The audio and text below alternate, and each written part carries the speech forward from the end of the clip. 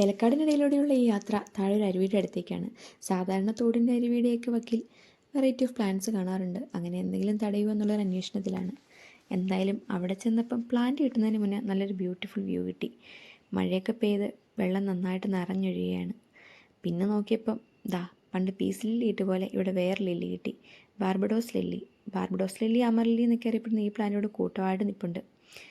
ഇവിടെ മാത്രമല്ല, അപ്പുറം മാറിയും കുറേ കൂട്ടം കാണുന്നുണ്ട്.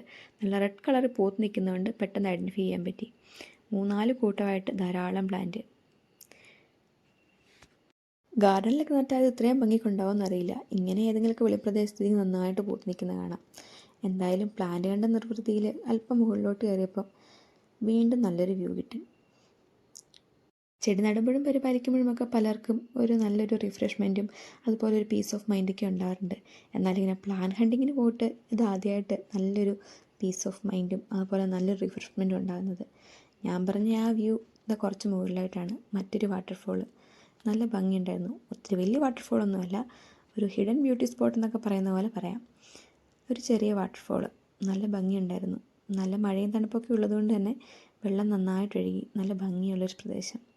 എന്തായാലും അവിടെ കുറേ നേരം നിന്ന് പ്ലാന്റ് കിട്ടിയതിൻ്റെ സന്തോഷവും അവിടെ ചെന്നതിൻ്റെ സന്തോഷവും എല്ലാം കുറേ നേരം എൻജോയ് ചെയ്തിട്ടാണ് തിരിച്ചു പോകുന്നത്.